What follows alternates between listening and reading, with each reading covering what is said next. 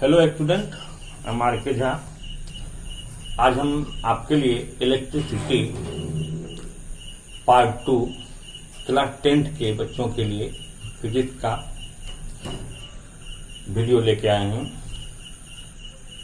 इससे पहले वीडियो 1 में हमने Coulomb's law, electric charge, electric current, potential difference and electric potential पर चर्चा कर चुके हैं।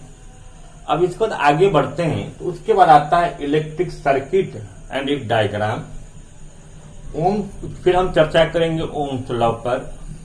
फिर इसके बाद हम आज चर्चा करने वाले हैं फैक्टर्स जिस पर किसी भी वायर का या कंडक्टर का रेसिस्टेंस डिपेंड करता है और रेसिस्टिविटी क्या होता है। इन बातों पर आज की वीडियो में हम चर्चा करते हैं। चलिए शुरू करते हैं। Electric circuit. इलेक्ट्रिक सर्किट देखिए, हमने एक फिगर बनाया है। तो इलेक्ट्रिक सर्किट का मतलब क्या होता है?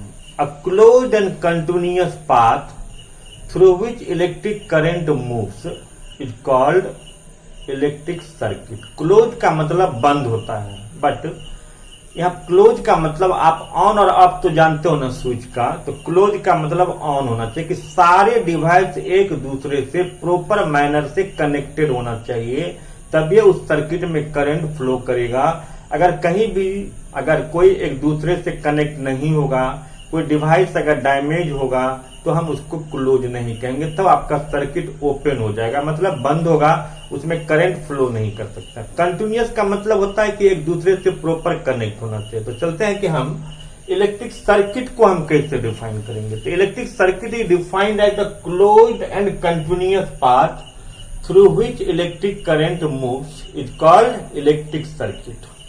अब इस सर्किट में दो क्वेश्चंस आता है कि सबसे पहले कि करंट का कन्वेंशनल डायरेक्शन क्या होता है, कि सर्किट में करंट कैसे मूव करता है और सर्किट में इलेक्ट्रॉन कैसे मूव करता है। तो कन्वेंशनली हम कहते हैं कि करंट का डायरेक्शन पॉजिटिव से नेगेटिव टर्मिनल की तरफ होता है, कि हमेशा इलेक्ट्रिक करंट जो होगा वो पॉजिटिव से नेगेटिव की तरफ मूव करेगा, और इलेक्ट्रॉन जो होता है वो नेगेटिव से पॉजिटिव की तरफ मूव करेगा। तो पहले क्या आपको ध्यान रखना है कि सर्किट में करंट का डायरेक्शन प्लस से माइनस की तरफ होता है और इलेक्ट्रॉन का डायरेक्शन माइनस से प्लस की तरफ होता है। उसके बाद आता है कि जब हम कोई सर्किट बनाते हैं तो सर्किट के लिए बेसिक कंपोनेंट्स क्या हैं। जबकि हम अपने डोमेस्टिक पर्पस में बहुत सारे इलेक्ट्रिकल डिवाइस का यूज करते हैं, बट सब कुछ नहीं भी रहे तो कुछ 2, 3, 4 चीज है जो हमको सर्किट बनाने के लिए चाहिए ही। सबसे पहले आपको सेल या बैटरी चाहिए। सेल बैटरी के बाद आपके पास कनेक्टिंग वायर होना चाहिए जिससे आप उस सर्किट को जोड़ोगे, सर्किट पूरा करोगे। उसके बाद इलेक्ट्रिकल एनर्जी वेस्ट ना हो, इसके लिए आपके पास की होना चाहिए जिसको स्विच भी कहते हैं, और एक सिंपली एक बल्ब होना चाहिए। इतना 4 चीज जरूरी है। सबसे पहला सेल या बैटरी होना चाहिए, कनेक्टिंग वायर होना चाहिए, बल्ब होना चाहिए और स्विच होना चाहिए, की होना चाहिए। These are the 4 basic components of electric circuit. तो how we can define electric circuit? Electric circuit is the closed and continuous path through which electric current moves. And what is the conventional direction of electric current? So positive to negative. And what is the conventional direction of electron? Negative to positive. Clear? अब circuit diagram है तो electric circuit में बहुत चीज की जरूरत पड़ती है। जैसे अभी देखिए मैंने ये बनाया, एक बड़ा सा लाइन है, एक छोटा सा लाइन है। तो ये बड़ा लाइन और ये छोटा लाइन है, इसको आप सेल कहोगे। एक सिंगल सेल है। जब कम से कम 2 सेल आप बना देते हो तो इस सेल में ये बड़ा लाइन जो है ये पॉजिटिव टर्मिनल को शो करता है और ये छोटा लाइन नेगेटिव टर्मिनल को शो करता है। तो ये एक सेल है और ये एक दूसरा सेल है। हम इसको सेल नहीं, अब ये बन जाएगा बैटरी। मतलब जब कम से कम 2 सेल का आप कॉम्बिनेशन करेंगे, ये combination of at least 2 cell is called battery. Clear? तो अभी हम इस सर्किट में सेल लगाए हैं या बैटरी लगाए हैं? तो सेल लगा है, सिंगल। क्लियर? जहां पर ये क्या है, प्लस है, और ये क्या माइनस है, इसीलिए हमने करंट को क्या दिखाया, प्लस से माइनस की तरफ, और इलेक्ट्रॉन को माइनस से प्लस की तरफ दिखाया। क्लियर? अब है कि हम इस इलेक्ट्रिक सर्किट में बहुत सारे सर्किट डायग्राम बनाते हैं। तो सर्किट डायग्राम के लिए सबसे पहले क्या क्या चीज इसमें आपको समझना। ये सेल का सिंबल है, ये बैटरी है, ये बस आप इस तरह से बना दोगे तो एक इलेक्ट्रिक बल्ब है। इसी को एक बार और मोड़ दो तो ये रेसिस्टर कहलाएगा। सिंपली एक लाइन खींच देते हैं तो इसका मतलब कनेक्टिंग वायर होता है।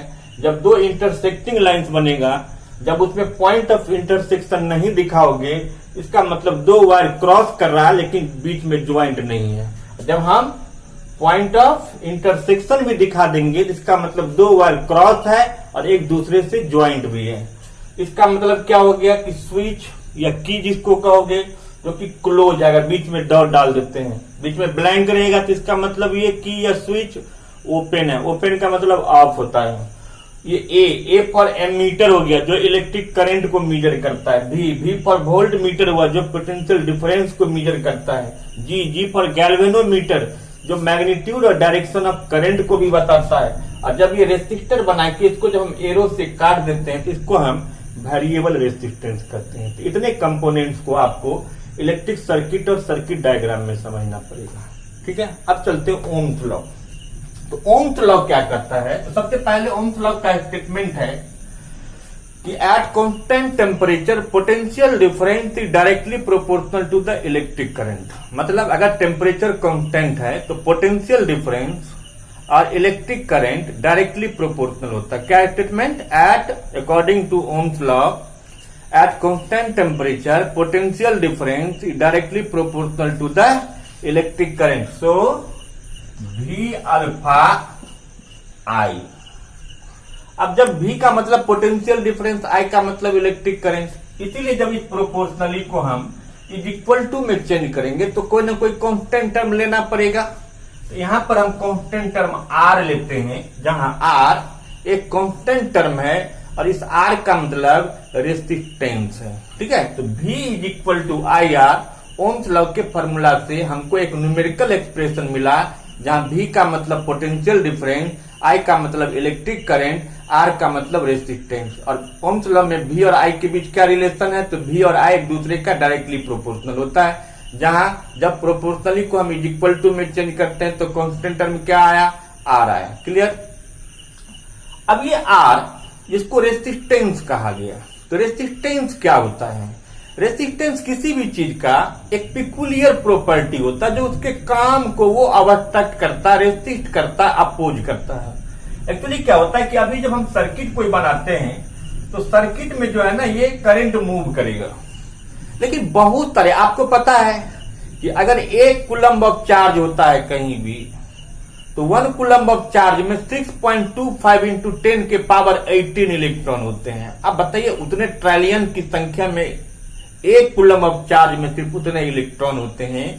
तो जब हम अपने सर्किट के स्विच को ऑन करते हैं तो एक ही बार में सारे इलेक्ट्रॉन क्या एस्केप करते हैं, तो क्या होता होगा? कल्पना करो कि हम 10-20 आदमी घर के अंदर हैं और अगर भूकंप आ जाए और वहां पर गेट के सब आदमी एक ही बार में क्या करेगा? बाहर निकलने की कोशिश करेगा। परिणाम क्या होगा कि गेट पर आके सब जो है धक्का मुक्की शुरू करेगा। हम पहले निकलेंगे तो हम पहले निकलेंगे और परिणाम क्या होगा कि कुछ आदमी वहीं पर गिर जाएंगे और लोग नहीं निकल पाएंगे क्योंकि पहले हम निकलेंगे। तो सेम कंडीशंस होता है कि जब हम कहीं भी स्विच ऑन करते हैं तो जब करंट मूव कर रहा है इसका मतलब इलेक्ट्रॉन का मूवमेंट हो रहा है और सारे इलेक्ट्रॉन अब एक कूलम्ब में जब 6.25 इंटू 10 के पावर 18 इलेक्ट्रॉन होते हैं तो अब कल्पना करने की बात है कि सारे इलेक्ट्रॉन उस वायर के अंदर में एक दूसरे से क्या होते होंगे? कॉलाइड करते होंगे और कॉलाइड होने के चलते वो आगे, तो जब कॉलिजन हो रहा है इलेक्ट्रॉन में इसका मतलब इलेक्ट्रॉन को वो एक तरह से रेसिस्ट हो रहा है, अपोज हो रहा है, वो आगे नहीं बढ़ पा रहा है, जिसके चलते करंट का मैग्नीट्यूड, जितना इलेक्ट्रॉन फ्रीली मूव करेगा उतना ज्यादा करंट आपके सर्किट में मूव करेगा, उतना आपका सर्किट प्रॉपरली काम करेगा। तो इसीलिए वो वहां इलेक्ट्रॉन में क्या हो रहा है? रेसिस्टेंस हो रहा है। तो रेसिस्टेंस का मतलब क्या हुआ कि एक रेसिस्टेंस किसी भी कंडक्टर का एक प्रॉपर्टी होता है, पिकुलियर प्रॉपर्टी को या सिंपली प्रॉपर्टी को, जो फ्लो ऑफ इलेक्ट्रिक करंट को mean flow of electric charge को मीन फ्लो ऑफ इलेक्ट्रॉन को अवस्टक करता है, रेसिस्ट करता है, उसी को हम रेसिस्टेंस कहते हैं। तो रेसिस्टेंस एक इंटरनल प्रॉपर्टी होता है जो उसमें वायर में या कंडक्टर में इलेक्ट्रॉन के मूवमेंट को रेसिस्ट किया जाता है। क्लियर? अब है कि अब अगर हम ओम्स लॉ तो समझ में, स्टेटमेंट समझ में आ गया। ओम्स लॉ का क्या एक्सप्रेशन होता है? तो V is equal to I R. जहां V का मतलब पोटेंशियल डिफरेंस, I का मतलब करंट, R का मतलब रेसिस्टेंस। अब ये जो रेसिस्टेंस है R, अगर V is equal to I R आया तो R is equal to V by I आ जाएगा। अब V का ऐसा यूनिट, पोटेंशियल डिफरेंस का ऐसा यूनिट वोल्ट होता है और I करंट है, इसका एम्पियर होता है, इसीलिए इसका ऐसा यूनिट वोल्ट पर एम्पियर यानी ओम कहेंगे। इसको ओमेगा भी कहते हैं और इसको हम इस तरह से लिख सकते हैं। ये दोनों सेम चीज हुआ। तो R का ऐसा यूनिट, रेसिस्टेंस का ऐसा यूनिट ओम होता है, इसको ओमेगा भी कहते हैं। अब आएगा कि हम रेसिस्टेंस के ऐसा यूनिट को हम कैसे डिफाइन कर सकते हैं। तो 1 ओम, अगर किसी भी सर्किट में 1 ओम का रेसिस्टेंस है, इसका मतलब क्या हुआ कि जब किसी भी वायर में due to resistance, due to obstruction of property of the wire, when 1 volt of potential difference applied causes 1 ampere of electric current flows, then that resistance is said to be 1 ohm। मतलब हम ये कहेंगे कि तब 1 ओम का, 1 ओम resistance का मतलब कि जब 1 वोल्ट पोटेंशियल डिफरेंस से जब 1 एम्पियर का करंट रेसिस्टेंस होने के बावजूद भी अगर बन रहा है, फ्लो कर रहा है, इसका मतलब उस कंडक्टर का, उस वायर का रेसिस्टेंस 1 ओम होगा। क्लियर। दूसरा है, इसमें पूछता है ओम्स लॉ में ग्राफ। तो आप देखिए ओम्स लॉ में V is equal to I R है और ओम्स लॉ में मेनली हम रिलेशनशिप एस्टैब्लिश करते हैं पोटेंशियल डिफरेंस और इलेक्ट्रिक करंट का। तो हम जनरली 2 एक्सिस बनाते हैं, एक्स एक्सिस और वाई एक्सिस बनाते हैं, और आपके पास जो है ना वोल्ट और एम्पियर यानी पोटेंशियल डिफरेंस और करंट दिया रहता है। तो आप इस पर मान लीजिए एम्पियर दिखा दीजिए, करंट को दिखा दो एक पर, और दूसरे को आप पीडी दिखा दीजिए वोल्ट में। तो जब आप इस पर प्लॉट करोगे तो प्लॉट करने के, मान लीजिए ये हम इसको पॉइंट को प्लॉट किए, ये प्लॉट हो गया। अब इस तरह से सिमिलरली हम इसको प्लॉट किए, तो प्लॉट करने के बाद जितने भी पॉइंट मिलेंगे हम इसको ओरिजिन से मिला देते हैं। तो आप क्या देखोगे कि एक स्ट्रेट लाइन बन जाता है। जो स्ट्रेट लाइन हमको क्या बता रहा है कि ये V और I क्या दोनों डायरेक्टली प्रोपोर्शनल है। एक तो प्लॉटिंग के लिए देगा, फिर कभी कभी आपसे पूछेगा कि हम R का, जैसे ये पॉइंट A है, मान लीजिए कि ये 2 है यहाँ और यहाँ 6 है, और हमसे यहाँ पूछा जाए कि R क्या होगा, रेसिस्टेंस निकालना है। तो हम जानते हैं कि V is equal to I R है, R is equal to V by I. तो V कितना है, 6 वोल्ट है, और करंट कितना है, 2 एम्पियर है। इसलिए जब हम 6 को 2 से डिवाइड करेंगे तो फिर 6 को 2 से डिवाइड करने के बाद 3 आएगा, यानी इसका रेसिस्टेंस 3 ओम होगा। क्लियर। तो ग्राफ भी आप समझ गए। अब है ये जो रेसिस्टेंस है, जो ऑब्स्ट्रक्शन समझे हैं हम, वो किसी भी कंडक्टर का या किसी भी वायर का रेसिस्टेंस किस किस फैक्टर पर डिपेंड करता है। तो किसी भी कंडक्टर का या किसी भी वायर का जो रेसिस्टेंस होगा वो मेनली 4 फैक्टर्स पर डिपेंड करता है। एक है लेंथ ऑफ वायर या लेंथ ऑफ कंडक्टर। दूसरा है एरिया ऑफ क्रॉस सेक्शन, जिसको हम थिकनेस भी समझ सकते हैं। तीसरा है टेम्परेचर, और चौथा है नेचर ऑफ मटेरियल। ये 4 फैक्टर्स हैं जिस फैक्टर्स पर किसी भी कंडक्टर का, किसी भी वायर का रेसिस्टेंस डिपेंड करता है। तो सबसे पहला फैक्टर क्या है, on which factors resistance of a wire या conductor depend, then we have to show the resistance of a wire और conductor depends on 4 factors, and those 4 factors are क्या सब है, length of wire, area of cross section, temperature and nature of material. अब समझेंगे कि चारों factor पर किस तरह से रेसिस्टेंस डिपेंड करता है। तो हम बताएंगे कि R डायरेक्टली प्रोपोर्शनल होता है लेंथ ऑफ वायर का, मतलब वायर जितना ज्यादा लंबा होगा उस वायर में रेसिस्टेंस उतना ज्यादा होगा। क्लियर। क्यों? क्योंकि इलेक्ट्रॉन को उतना ज्यादा दूर तक जाना है, उतना दूर तक क्या इलेक्ट्रॉन को कॉलिजन झेलना पड़ेगा, इसलिए उसका रेसिस्टेंस बढ़ जाएगा। अब मान लो हम घर में अपने छत के सिंटेक्स से 2 पाइप को कनेक्ट कर देते हैं, एक पतला पाइप लगा दो, एक मोटा पाइप लगा दो, पानी गिराएंगे तो किस पाइप से, या मान लीजिए बरसात का सीजन है और आपके छत के पानी को नीचे गिराने के लिए दो तरह के पाइप है, एक मोटे पाइप और एक पतला पाइप है, मूसलाधार बारिश भी। तो आप जब देखने जाओगे कि ज्यादा पानी किस से गिर रहा है तो आप निश्चित कहोगे कि जो मोटा वाला पाइप है ना उससे ज्यादा पानी गिरता होगा। क्यों? क्योंकि मोटा पाइप जो है उसका एरिया ज्यादा है तो पानी इजिली गिरता होगा, क्योंकि पानी का जो मॉलिक्यूल्स होगा उसको ज्यादा स्पेस मिलता होगा, वो एक दूसरे से टकराता नहीं होगा। सेम चीज होता है जो हम जो सर्किट में जो वायर लगाते हैं, तो वायर जितना मोटा होगा मतलब उसका क्रॉस सेक्शन एरिया उतना ज्यादा है, तो इलेक्ट्रॉन उतना फ्रीली क्या करेगा, मूव करेगा। जितना इलेक्ट्रॉन जितना ज्यादा फ्रीली मूव करेगा उसमें रेसिस्टेंस उतना कम होगा। तो लेंथ ऑफ वायर पर किस तरह से फैक्ट डिपेंड करता है, तो resistance of wire directly proportional होता है लेंथ ऑफ वायर का, मतलब जितना ज्यादा लेंथ होगा रेसिस्टेंस उतना ज्यादा होगा। दूसरा है आर इनवर्सली प्रोपोर्शनल होता है क्रॉस सेक्शन एरिया का, मतलब जितना मोटा तार रहेगा जिसका surface area cross section area जितना ज्यादा रहेगा उसका रेसिस्टेंस उतना कम होगा। तीसरा है टेम्परेचर, टेम्परेचर का भी डायरेक्टली प्रोपोर्शनल होता है कि अगर टेम्परेचर ज्यादा बढ़ेगा तो रेसिस्टेंस क्या बढ़ेगा। चौथा फैक्टर्स है नेचर ऑफ मटेरियल, जैसे हम लोग पढ़ते हैं कि कुछ कंडक्टर है, कुछ इंसुलेटर है, कुछ सेमी कंडक्टर है, कुछ सुपर कंडक्टर है। तो सुपर कंडक्टर क्या होता है और कंडक्टर क्या होता है? कंडक्टर का मतलब होता है जिसमें नॉर्मल रेसिस्टेंस मिलता है इलेक्ट्रॉन को, और सुपर कंडक्टर का मतलब जिसमें सीधा कह सकते हो कि जिसमें कोई रेसिस्टेंस से नहीं मिलता है, वो इलेक्ट्रॉन सीधा बिना किसी टकराव का सीधा मूव कर जाता है, इसलिए हम उसको सुपर कंडक्टर कहेंगे। जैसे हम सिल्वर को बेस्ट कंडक्टर कहते हैं, कॉपर भी कंडक्टर है, एल्युमिनियम भी कंडक्टर है। जब आप एल्युमिनियम और कॉपर की बात करते हो तो एल्युमिनियम से बेटर क्या कॉपर है। क्यों? क्योंकि कॉपर का रेसिस्टेंस एल्युमिनियम से कम है। अब कॉपर से भी बेस्ट क्या सिल्वर है। क्यों? क्योंकि सिल्वर का रेसिस्टेंस उस दोनों से क्या कम है, नहीं के बराबर, इसीलिए हम सिल्वर को बेस्ट कंडक्टर कहते हैं। इसीलिए जिसका रेसिस्टेंस जो होगा वो नेचर ऑफ मटेरियल पर भी डिपेंड करता है। ठीक है, तो ये चार फैक्टर्स हैं जिस पर रेसिस्टेंस ऑफ वायर या रेसिस्टेंस ऑफ कंडक्टर डिपेंड करता है। अब चलते हैं रेसिस्टिविटी की बात करेंगे। तो अभी हम रेसिस्टिविटी क्या होता है, अभी जैसे हम लोग फैक्टर्स देखे तो उसमें ये देखा गया कि चूंकि आर जो होता है वो एल अल्फा होता, मतलब resistance of wire directly proportional होता है लेंथ ऑफ वायर का। ये फर्स्ट इक्वेशन में हमने इसको मान लिया। अब आर इनवर्सली प्रोपोर्शनल होता है एरिया का, ये सेकेंड इक्वेशन है। अगर हम दोनों इक्वेशन को कंबाइन करते हैं तो आर एल बाई ए मिल जाता है।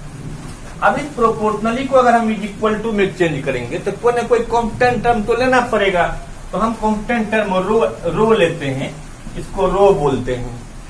तो ये जो रो है इसको रेसिस्टिविटी कहा गया है।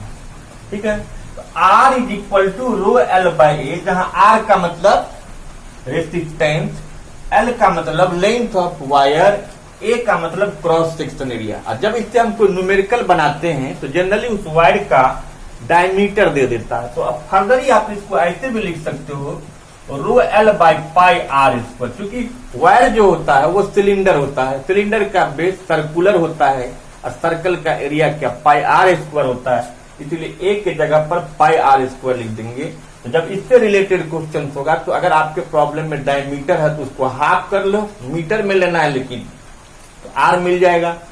पाई का वैल्यू 3.14 ले लेंगे, एल दिया, मतलब इसमें से कोई अगर एक मिसिंग है अब तो हम अगला फैक्टर निकाल सकते हैं। तो rho R is equal to rho L by pi R square, इसीलिए रो क्या होगा R into pi R square by L, इसीलिए rho is equal to R का रेसिस्टेंस का ओम और ये पाई आर स्क्वायर है, इसका एरिया यूनिट मीटर स्क्वायर और लेंथ का मीटर होता है, तो 1 मीटर कट गया तो ये क्या मिल गया ओम मीटर, मतलब रेसिस्टिविटी का ऐसा यूनिट ओम मीटर होता है। और रेसिस्टिविटी होता क्या है, तो रेसिस्टिविटी का मतलब ये हुआ कि जैसे ये मार्कर 1 मीटर का है, अब इसका रेसिस्टिविटी क्या होगा, तो इस मार्कर का 1 मीटर में कितना रेसिस्टेंस ऑफर होता है, किसी भी कंडक्टर का पर यूनिट ऑफ लेंथ जो है वो कितना रेसिस्टेंस ऑफर करता है, वो उसका रेसिस्टिविटी होता है। So how we can define the resistivity, तो resistivity defined as total amount of resistance offered in per unit length of conductor, per unit length of wire is called resistivity, and its SI unit is ohm meter. And how we can define the SI unit of resistivity, that is ohm meter? So 1 ohm meter means when 1 meter of conductor, when 1 meter of wire offers a resistance of 1 ohm, then its resistivity will be 1 ohm meter. So today in this class, today you have learned what is electric circuit, what is circuit diagram, what are the basic components of electric circuit, and what are the different symbols of the electrical components. Then what is the Ohm's law, how Ohm's law can be represented on graph, from the graph how we can calculate the resistance, then what is resistance, on what factors resistance of a wire depends, and from those factors how resistivity is obtained, what is resistivity, what is the SI unit of resistivity. So I hope you will see very clearly it and you will understand it. Then after that there are so many topics are now. So once again I will carry in next video. Thank you.